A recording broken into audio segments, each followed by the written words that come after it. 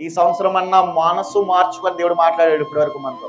మనసు మార్చుకోవాలంటే దేవుని మాట మాత్రమే విను. దేవుని మాట అంటే ఇక్కడ నిలబడి దాసుల స్వరాన్ని మరుగుపరుచుకుని నీతో ఏ విషయాలు అయితే మాట్లాడతారో ఆ విషయాల వైపు నీ చూపు ఉన్నప్పుడు, ఆ విషయాల వైపు నీ గ్రహింపు ఉన్నప్పుడు, ఆ విషయాల వైపు నువ్వు చేస్తున్నప్పుడు దేవుడు నీ జీవితంలో, నా జీవితంలో కార్యాలు చేయడానికి ఆయన ఇష్టపడుతుంది. దేవుని మాట వింటే నీ జీవితం ఎలా మార్చబడుతుందో, దేవుని మాటను విన్న భక్తుడు ఎవరు అని అంటే నోవాహు.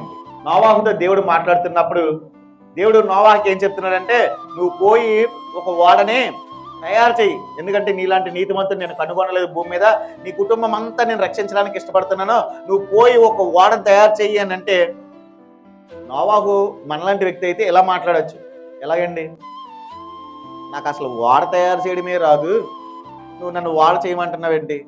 నేనంటాను, ఆ నోవాహు ఓడ తయారు చేయడానికన్నా ముందు భూమి మీద ఓడే ఉండదు. ఆ ఫోటో ముఖ చిత్రం కూడా ఎలాగుంటుందో కూడా నోవాహుకి తెలిసి ఉండదు. కానీ దేవుని మాట మీద విధేయతను చూపించాడు కాబట్టి దేవుడు నోవాహుని, తన కుటుంబాన్ని అంతటిని రక్షించుకున్నాడు. దేవుని మాట చిత్త ప్రకారం తిరుగుబాటు చేయలేదు నోవాహు.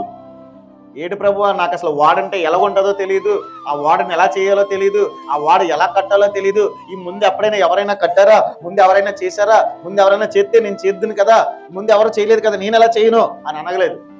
దేవుని మాట ప్రకారం, దేవుని మీద విశ్వాస ప్రకారం, దేవుడు చెప్పిన దాని ప్రకారం, దేవుని యొక్క ఆజ్ఞ ప్రకారం ఆ నోవాహును తయారు చేసుకున్నాడు కాబట్టి తన కుటుంబాన్ని అంతటినీ రక్షించుకున్నాడు.